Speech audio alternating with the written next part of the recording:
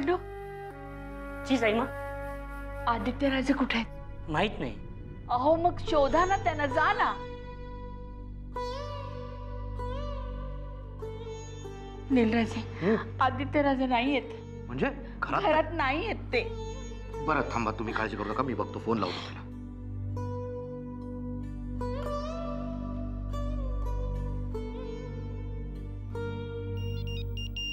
Nirbhaya Aditya राजेंचा phone.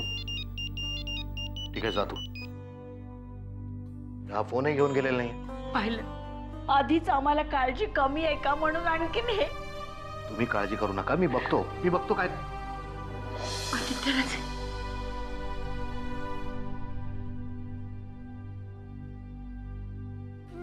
आदित्यराजे, कुठं गेला होतात तुम्ही? या अशा अवस्थेत आम्हाला नाही हो बघवत तुम्हाला. न सांगता कुठे निघून गेला होतात? कुठे गेला होतास?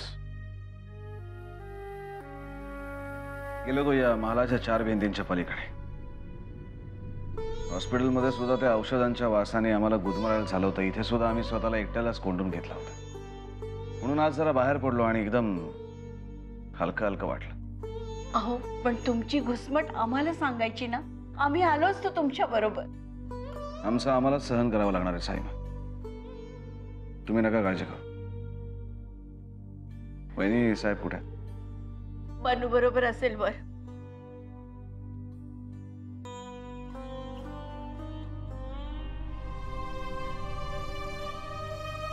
नीलराजे, आम्हाला यांची खूप काळजी वाटते हो. साईमा, मला वाटतं आता काळजी करायची काही गरज नाही. माझा अंदाज असा आहे की तो आता अगदी योग्य वाटेवर आहे. या विक्रमादित्यला तू विसर. जरी तुला आणि तुझ्या घरच्यांना खूप त्रास दिला. आता वाचलेला विक्रम तुझ्याकडे पुनर्जन्माची भीक मागतोय तेव्हा माझं सगळं आता फक्त तुझ्या हातात आहे. आम्हाला माफ कर.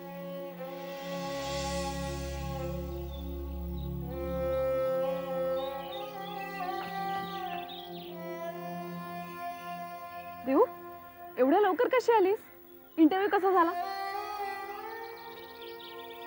काय विचारते मी? इंटरव्ह्यू चांगला नाही का झाला? इंटरव्ह्यूला गेलेच नाही मी. का? देऊ, काय झालंय? तो विक्रमादित्य, आता त्याचं काय? विक्रमादित्य वाटेतच भेटला आणि सगळ्यांसमोर माफी मागायला लागला. सांगतेस काय? हो ना, हात जोडून सगळ्यांसमोर माफी मागत होता. साक्षी, त्याचं हे असं वागणं पाहून काय बोलावं हेच सुचत नव्हतं. मी बदललोय, मी पूर्वीचा विक्रमादित्य नाही राहिलो असं सतत सांगण्याचा प्रयत्न करत होता. मला वाटलं होतं साक्षी तू माझा बदला घेईल, पण असं रस्त्यावरती येऊन माफी मागणं मी कधी कल्पनाही केली नव्हती. माणूस एवढा बदलू शकतो हेच मला कळत नाहीये साक्षी. पण हेही तितकंच खरं आहे. आतापर्यंतचा विक्रमादित्य आणि आज पाहिलेला विक्रमादित्य दोघे खूप वेगळे आहेत. त्याचं माफी मागणं, स्वतःला त्रास करून घेणं, त्याला माणसासारखं जगता यावं म्हणून माझ्याकडे संधी मागणं. साक्षी, मला यातलं काहीच कळत नाहीये. देऊ, हे बघ, तू सावध राहा. हे राजेशिर्के कधीच कोणासमोर झुकत नाहीत आणि त्याने हात जोडून तुझ्यासमोर माफी मागितली म्हटल्यावर त्यामध्ये नक्कीच त्याची काहीतरी चाल असणार.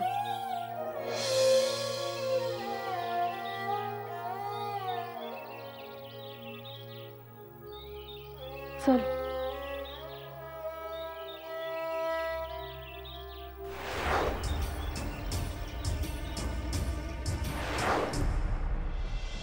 नको रे मना, नको रे मना, क्रोध हा अंगीकारू, क्रोध हा अंगीकारो नको रे मना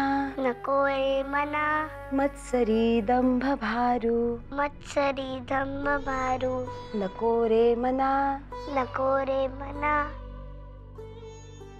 द्रव्य ते पुढिलांचे अति पाप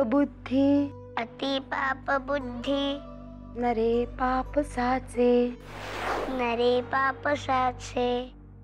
पुन्हा म्हणायचं आहे. काय अभ्यास झाला वाटतं. आपली बनू हुशार आहे नाही. आम्हाला असं वाटतं तिला लवकरात लवकर एखाद्या चांगल्या शाळेत आपल्याला घालायला हवं नाही का. आम्ही अभ्यास करतो असं बोलायचं ना. हो सॉरी आमचं खरंच चुकलं. आम्ही तिकडे बसू एकदम तुमच्यापासून दूर.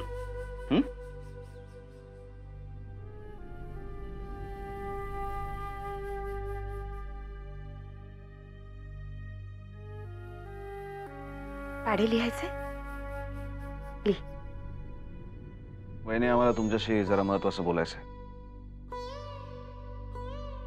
तुम्ही अभ्यास करा. हा जी. आम्ही तिला भेटलो पण तिने आम्हाला माफ नाही केलं. कुणाबद्दल बोलताय तुम्ही? देवयानी त्यांच्याबद्दलच बोलतोय आम्ही. आम्हाला कळत नाही ती आमच्याशी असं का वागते. वहिनी आम्हाला खूप त्रास होतो तिच्या या वागण्याचा. आम्ही तडफडतोय की तिने आम्हाला माफ करा. आयुष्यात पहिल्यांदा विक्रमादित्य आपण केलेल्या चुकीची माफी मागतोय आणि तडफडतोय समोरच्या व्यक्तीने त्याला माफ करावं म्हणून. त्यासाठीच तर आम्ही माफी मागतोय. मग का असं वागते ती? तुम्हाला जर खरंच इतका पश्चाताप होत असेल तर एक दिवस तीही तुम्हाला माफ करेल. तिने आम्हाला माफ करावं म्हणूनच आम्ही तुम्हाला भेटायला आलोय. वहिनी अपघातानंतरच्या या नवीन आयुष्यात आम्ही खूप वेगळ्या प्रकारे आयुष्य जगायचं ठरवलंय. 4 चौघांसारखं आम्हाला जगायचंय. हसत खेळत राहायचंय. स्वतःत घडणारे बदल आम्हाला खूप प्रकर्षाने जाणवतात वहिनी. आणि त्याच पद्धतीने आम्हाला आमचं हे आयुष्य जगायचंय. पण तिने जर आम्हाला माफ केलं नाही तर आमच्या जगण्याला काहीच अर्थ राहणार नाही वहिनी.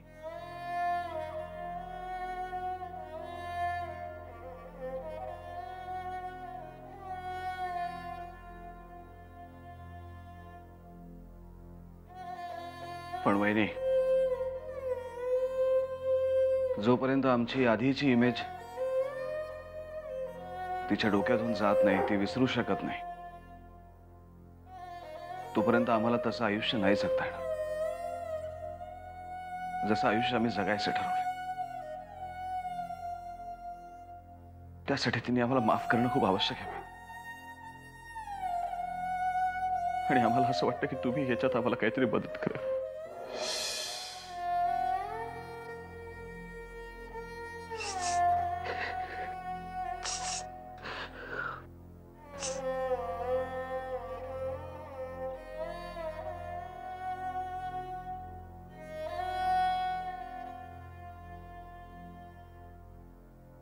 मला ना सगळ्यांचे डोळे पुसून खूप कंटाळा आलाय. मी एक सांगू तुला, तुम्हाला देवयानी करे का नाही नेत? त्याने काय होईल? मी तिला सांगेन तुला माफ करायला. ती ऐकेल तुमचं? हो, मी तिला सांगेन की रागवणं वाईट असतं. हो की नाही प्रिया?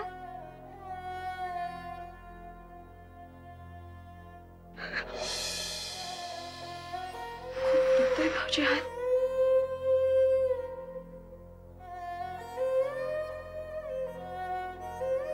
थँक्यू. भाऊजी काय सांगितलं डॉक्टरांनी? कधीपर्यंत बरं वाटेल म्हणून?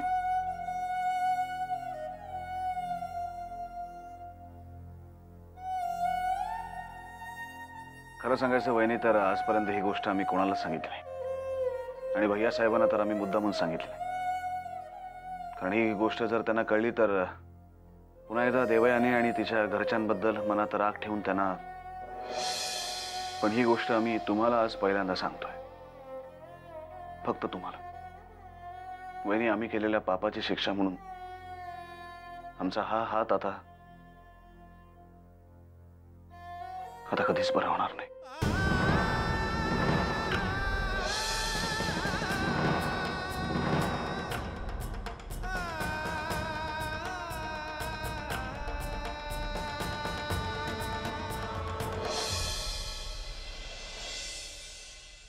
काय सांगतेस?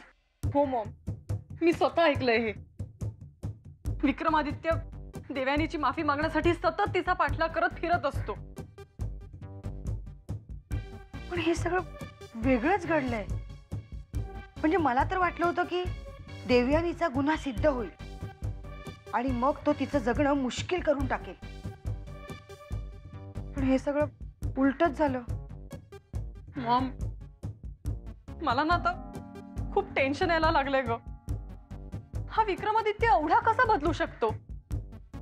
माझ्याकडे, श्रावणी देशमुखकडे दुर्लक्ष करून तो त्या क्षुल्लक देवयानीच्या पाठीपाठी करत असेल ना, तर बास, सगळं संपलंय आता. श्राऊ, अशी हिम्मत हारू नकोस. यातूनच काहीतरी चांगलं घडणार आहे आणि ते चांगलं घडण्याची मी वाट बघते. मॉम, विक्रमादित्य जर देवयानीशी एवढी जवळीक साधत असेल ना, तर माझ्या बाबतीत काहीतरी चांगलं घडेल हे विसरून जा तू, प्लीज. श्राऊ, पुन्हा चुकतेस तू. देवयानीने त्याला ठार मारण्याचा प्रयत्न केला तरी सुद्धा तो तिची माफी मागण्यासाठी धडपडतोय. मग पार्टीत तुझ्याशी छोटंसं भांडण झालं तर तो कशाला लक्षात ठेवेल? मॉम, विक्रमादित्याचा माझ्यावरचा राग गेला असेल का ग आता? राहू, राजेश शिर्केंसारखी मोठी मोठी माणसं अशा छोट्या छोट्या गोष्टी लक्षात ठेवत नाही. म्हणजे मॉम, मी जर आत्ता जाऊन विक्रमला सॉरी म्हणलं तर तो मला माफ करेल? जो दुसऱ्यांची माफी मागण्यासाठी धडपडतोय तो तुला का नाही माफ करणार? विक्रमादित्यला तुला माफ करावंच लागेल. काहीही करा, पण संध्याकाळपर्यंत मला इन्फॉर्मेशन मिळाली पाहिजे, ॲट एनी कॉस्ट. ठीक आहे? बघा देशमुख साहेब, काय अवस्था झाली आहे बघा. सर्व बाजूनी चोख बंदोबस्त केलेला आहे. आता DV सरांचा पत्ता लागल्याशिवाय राहणार नाही. आयजींचा सुद्धा फॅक्स आलेला आहे. प्रकरण मिनिस्ट्रीपर्यंत गेलेलं आहे. राजेश शिर्केंनी वरपर्यंत जाऊन DV सरांचा पत्ता लागावा म्हणून पोलीस डिपार्टमेंटवर प्रेशर आणलेलं आहे. 6 बॉलमध्ये 25 रन करायचे असल्यावर जसं प्रेशर येतं ना, तसं प्रेशर आहे सध्या. पण होणार म्हणजे करावंच लागणार. ऑर्डर्स पार वरून आलेत ना. राजेश शिर्केंनी खरंच प्रेशर आणले? घ्या देशमुख साहेब, तुमचं म्हणजे ना मी नाही त्यातली असं आहे. तुम्हाला काहीच कल्पना नाही की आपल्याला काही माहितीच नाही असं नाटक करताय. बागायसाहेब, तुम्हाला काय म्हणायचं ते माझ्या लक्षात येत आहे. तुम्हाला असंच म्हणायचं ना की इतके दिवस असलेलं राजेश शिर्के आणि देशमुखांचं वैर अचानक कसं काय संपलं? बरं झालं तुम्हीच विषय काढलात ते. तुम्हा लोकांची ही हुशारी काही मला कळत नाही. तुमच्या या अशा वागण्यामुळे आधीच हैराण झालेलं पोलीस डिपार्टमेंट आणखीन गोंधळून गेलंय. खरं तर गोंधळ आमचाही उडालाय. हे सगळं नक्की काय चाललंय? म्हणजे राजेश शिर्के DVंच्या तपासासाठी जो काही जीवाचा आटापिटा करतायत तो तुमच्या सांगण्यावरून नाही? नाही, मलाही हे सगळं नाटकच वाटत होतं. पण ते खरंच प्रयत्न करतायत हे तुमच्याशी बोलल्यावरच कळतंय. प्रश्न एवढाच आहे की ते हे सगळं का करतायत?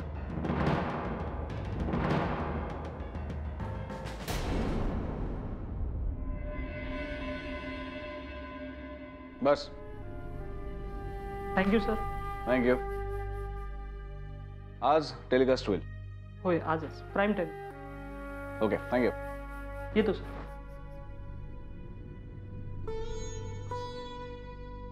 विक्रम, हे कसलं शूटिंग होतं आणि हे सगळं न्यूजमध्ये दाखवणार आहेत? आश्चर्य आहे. नाही म्हणजे त्या दिवशी पार्टी तुला फोन काय येतो, तू लगेच निघून काय जातोस, आणि त्या प्रसंगानंतर तुझ्यात एवढा मोठा बदल. विक्रम, हे सगळं काय चाललंय? त्या दिवशी पार्टीत तुला नक्की कोणाचा फोन आला होता? विक्रम, तू खरंच बदललायस? हो, स्वतःमध्ये चांगले बदल घडवून आणणं हेच तर खरं आयुष्य आहे.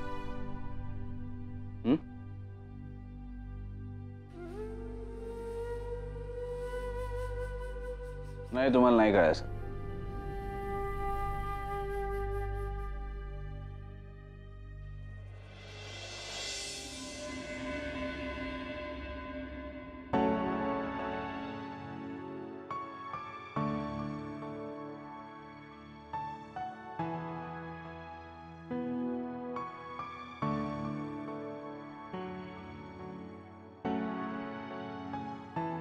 मॉम, हा ड्रेस काय सही आहे ना? आपण असं घ्यायचं मला. हो.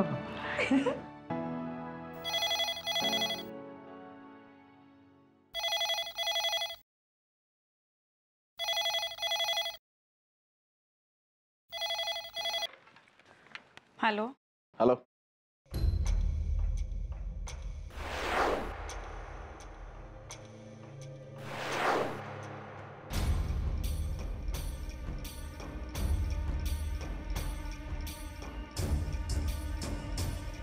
देवानी फोन ठेवू नकोस प्लीज.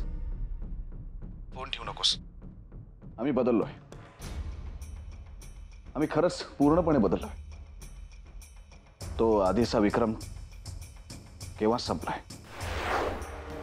वाल्या कोळीचा जर वाल्मिकी होऊ शकतो तर आम्ही सुद्धा बदलू शकतो. यावर तुझा विश्वास का नाही बसत आहे? आम्ही जाहीरपणे तुझ्या संपूर्ण कुटुंबाची माफी मागायला तयार आहोत.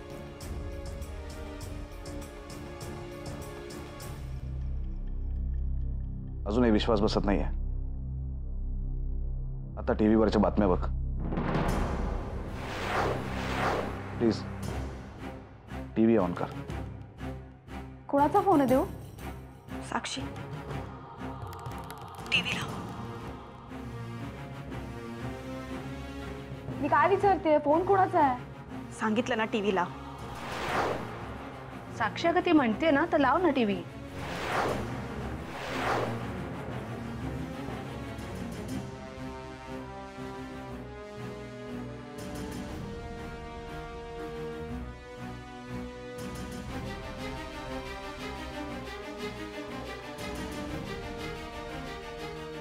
आम्ही विक्रमादित्य राजे शिर्के.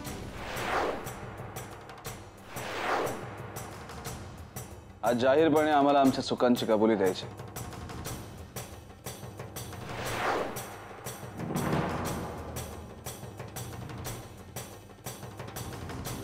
आणि माफी मागायची. सगळ्यात पहिल्यांदा देवयानी देशमुख यांची.